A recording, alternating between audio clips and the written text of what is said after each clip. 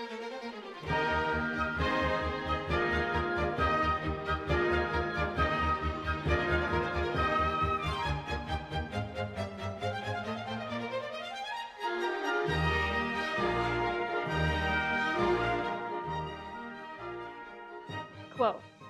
Dear Mom and Dad, I know that you are hurting. I'm hurting too. I feel and feed off your tension, fear, and shock. Although I'm young and cannot express verbally what is happening in our lives, I'm still feeling the impact. My heart is broken every time I have to give up a parent. My sense of security is lost. Please don't assume that I'm resilient. Please don't assume that my life will be exactly as it was, and I will continue to feel the same love from both of you. I'm a human being just like you. My needs are just like yours. I need love, attention, nurturing, stability, consistency, understanding, affection, patience, and mostly, to be wanted. When you fight over me or put me in the middle of your argument, you're sending me the message that winning with each other is more important than my life. I'm learning from you that it is better to be right than to be left. You're taking away my belief that love is unconditional and replacing it with a message that tells me to become hard and not to love, because I will get hurt and not be able to recover. You may not understand this today, and I'm so small that you're not thinking my future. You're putting me at a greater risk of getting a divorce myself. At times, you are risking my safety to fill a void in your heart. My safety is your job. Without you and your protection, I'm unshielded from the world. This will manifest in irrational fears for me because I will stay in a state of fight or flight for most of my life. Someday, this initial shock will wear off. How you choose to parent me through this crisis will never wear off. I will either feel your sense of selflessness, support, and protection, or I will have a scar on my heart with a message that reads, good things happen to good people. Therefore, I must be bad. Thoughtfully, the child of divorce. End quote. This letter was written by Monica Epperson, who experienced 5 divorces throughout her childhood and decided to found the Child of Divorce program to help aid hurting children throughout their parents' divorce process. Seeking to eliminate the strife and deception often associated with the legal regime of fault-based divorce, Governor of California Ronald Reagan signed the nation's first no-fault bill in 1969. This new law disregarded the need for couples to fabricate spousal wrongdoing in pursuit of a divorce. Before no fault, things like cruelty and adultery had to be proven in court. This required witnesses, private detectives, and tears shed in front of the judges.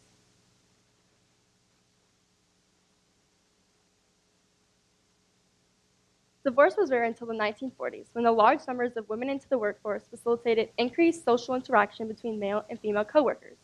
This led to an increase in divorce, many of which were obtained by fraud, such as false accusations, made-up affairs, and collusions between the spouses.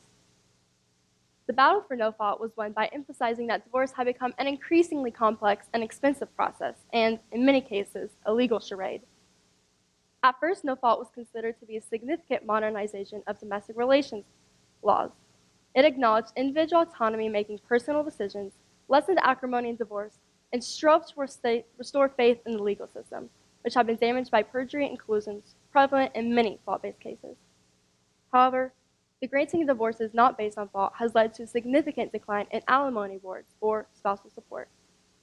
Nearly 40,000 Michigan children lost their 2-parent home in 1994. That startling statistic prompted State Representative Jesse Dowman and a group of lawmakers to introduce a package of bills designed to encourage a more stable family environment. Dowman says, quote, disposable marriage cheapens the commitment and degrades our vows of fidelity and lifelong love, end quote. Representative Chuck Harley took up Harry Branstad's call to end the fault with divorce, but was met with stiff resistance and saw his bill go down in flames. Representative Keith Esu is currently backing a bill that would make it harder to get divorced by taking away incompatibility as grounds. In America, there's a divorce approximately every 36 seconds. Between 1960 and 2016, the amount of children living with 2 parents decreased nearly triple the amount, and the amount of children living with only their mother increased nearly 8 to 23%. The amount of children living with only their father increased slightly from 1 to 4%. No-fault divorce was established in 1969 and has a huge impact on the increasing divorce rates.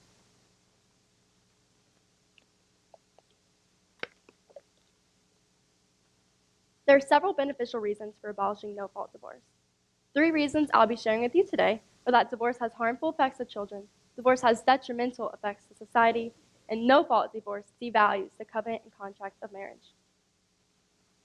These are just a few examples showing the harm and devastation that has been brought about since no-fault was made a possibility. However, the legal aspects of divorce are not a topic that I will be discussing in my thesis. The first reason that I'll be sharing with you today is that divorce has harmful effects to children. The guaranteed ease and pain-free aspects that come with a divorce through no fault does not refer to the home life after the divorce as well. With the simple divorce process also comes hurt and trauma to many children and family members involved. Because no fault was designed specifically to make the divorce process easier and less of a hassle, divorce rates increased dramatically since then, therefore meaning the amount of children losing a mother or father also increased. There are several different ways that children are harmed during the process and aftermath of a divorce. Children coming from a divorced home have a much higher risk for conditions such as depression, compromised health, addiction, and arrests. Licensed therapist and counselor Steve Earle says, quote, "Children and adult children have the attitude that their parents should be able to work through and solve any issue. The parent who has given the child life is perceived by the child as a very competent individual with supernatural abilities to meet the needs of the child. There's no problem too great for their parent to handle. For a child, divorce shatters this basic safety and belief concerning their parents' ability to care for them and to make decisions that truly consider their well-being," end quote. According to Dr. Archibald Hart, author of Helping Children Survive Divorce, the effects divorce has on children varies according to their age. Children between the ages of 5 to 8 often regress in their behavior, acting younger than they are. They feel some sense of responsibility for the split and have fears of abandonment. Psychologist Judith Wallerstein followed around a group of children in divorce. She interviewed them 18 months and then 5, 10, 15, and 25 years after the divorce. Wallerstein expected to find that the children had bounced back. However, what she actually found was dismaying. Even 25 years after the divorce, the children still experienced substantial expectations of failure, fear of loss, fear of change, and fear of conflict. Wallerstein says that the kids especially struggled when it came to their own romantic relationships. She says that while young children do suffer after divorce, the suffering they experience as they grow older changes into affecting the more romantic areas of their life. They then risk making unwise decisions, being unable to commit when problems arise, or avoiding relationships altogether. Wallerstein says, quote, "The kids in my study had a hard time remembering the pre-divorce family, but what they remembered about the post-divorce years was their sense that they had indeed been abandoned by both parents, that their nightmare of abandonment had come true," end quote. Parents' actions after divorce can also negatively affect the new children of divorce. Parents can often be so overwhelmed with their new responsibilities as a single parent, leading the child to feel an extra increase in neglect. Parents can often be so focused on rebuilding their own lives that the lives of the children are not being fully met. While divorce does not mean that these effects will occur in your child, it does greatly increase the risks. The second reason I'll be sharing with you today is that divorce has detrimental effects to society. When no fault was established through California in 1969, divorce rates skyrocketed. Between 1960 and 1980, the divorce rate more than doubled, from 9.2 divorces per 1,000 married women to 22.6 divorces per 1,000 married women. This means that while less than 20% of couples married in 1950 got divorced, more than 50% of couples married in 1970 did. 5 years following the enactment of no fault, the nation's divorce rate increased to nearly 40%. No-fault divorce helped open the floodgates for these laws because it facilitated unilateral divorce and provided moral lawfulness to the termination of marriages. Spouses also found it easier in the swinging 70s to find adulterous partners and came to have higher and often unrealistic expectations for their marriage.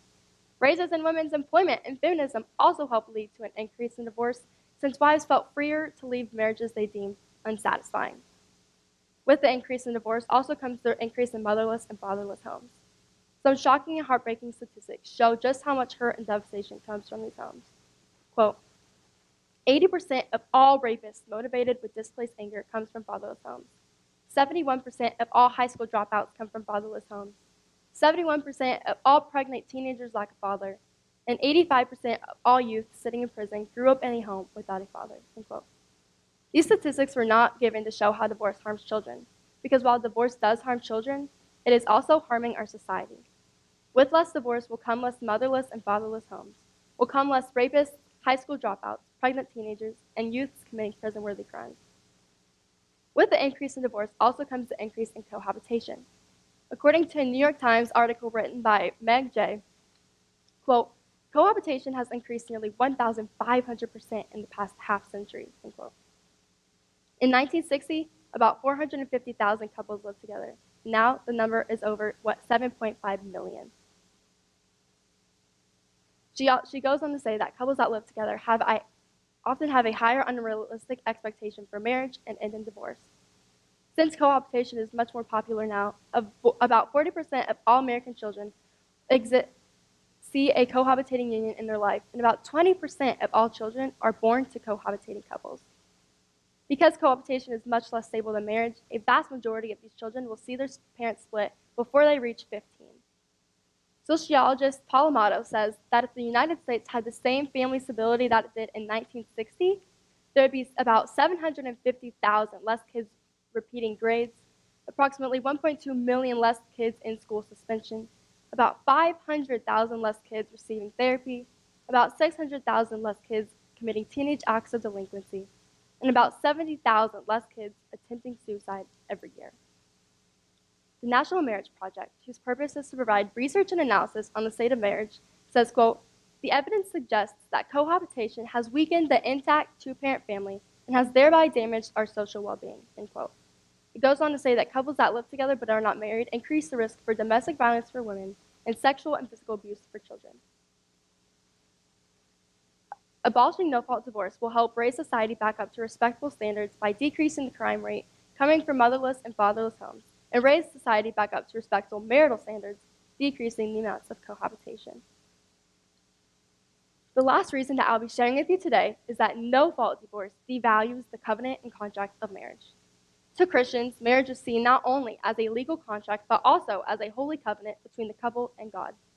Today, marriage is cheapened by accepted practice, and those working in pastoral ministry or premarital counseling can testify to the fact that the value placed on marriage has changed exponentially, and not for the better.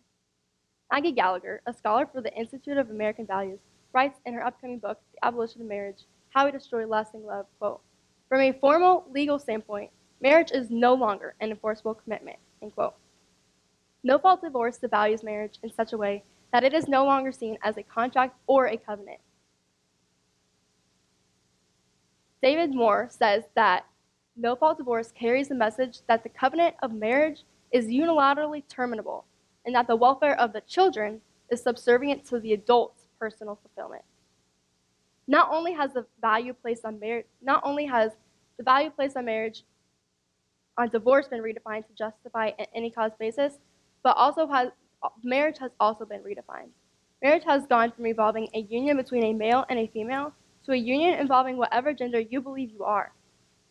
No-fault divorce has produced the marriage of convenience and established a trivial such as incompatibility or just plain boredom as grounds for divorce. Robert Plunkett, the vice dean for the Southern California Institute of Law, articulately describes his case against no-fault, saying, quote, the wedding vow has devolved from being the most serious and solemn oath a typical person has ever made into being less than a contract. An oral contract made with a 2-year-old is more binding than a marriage contract. It is at least binding on one party, the adult. A marriage contract is binding on no one, end quote.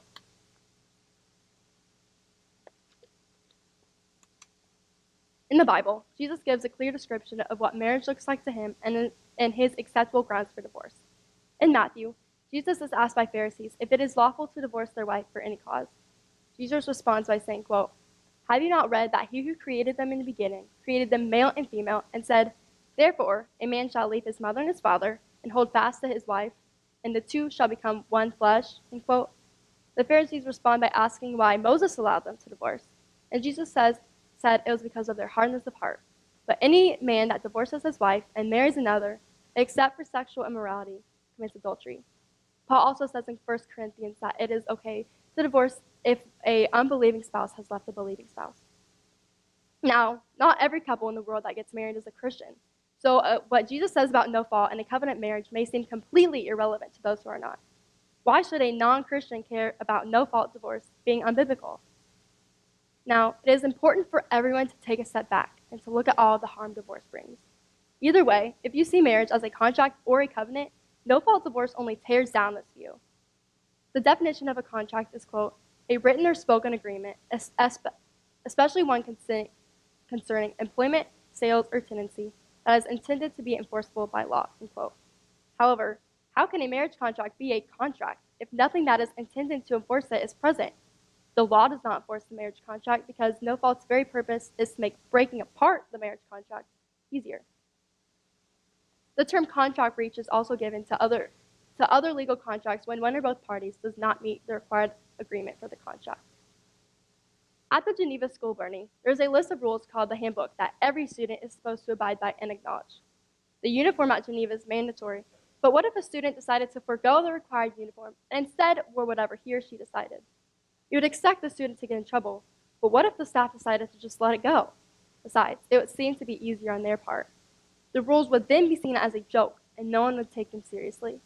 This is how the marriage contract is seen today. The difference between a marriage contract and any other type of contract is that in order to get out of any other type of contract without being sued, you need a valid and legitimate reason.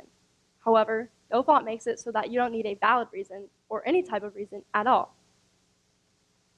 If no-fault were abolished, couples would have to put a little more time and effort into who they wanted to be their lifelong companion. Now, not everyone agrees that abolishing no-fault divorce would be beneficial. Some make the argument saying why anyone would want to stay in a marriage when someone does not want to stay with them. A group of leading scholars headed by the University of Chicago sociologist Linda White researched and analyzed the relationship between marriage, divorce, and happiness.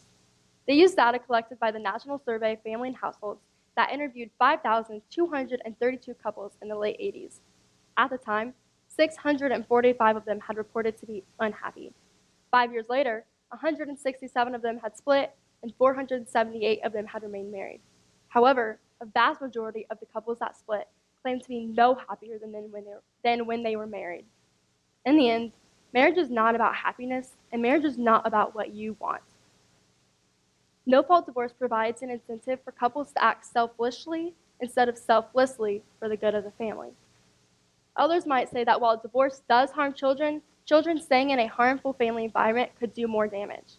However, policy analyst on families and households Bridget Maher says, quote, the research suggests that divorced fathers that do not live with their children are more likely to engage in behaviors that compromise the child's health.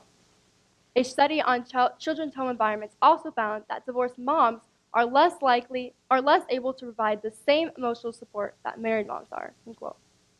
In the end, if no-fault were abolished, the amount of children going through divorce would go down. While there will still be children in harmful family environments, the actual amount of children harmed through divorce would go down. Divorce has a lasting impact on so many. Children are robbed of the stability of two-parent homes. Wives and husbands are left solely financially responsible, and family members or friends are left grieving the loss of loved ones. No-fault divorce only increases the risk for this hurt and devastation. The child of divorce's letter mentioned earlier is only one example showing the hurt that goes on through a child's mind during the divorce process. I can relate to the horrendous feeling of having a family torn apart because I, too, am a child of divorce. Abolishing no-fault divorce would help prevent many families' lasting heartbreak and help raise society back up to respectful standards. The less children thrown into the sea of pain and agony, the better. Thank you.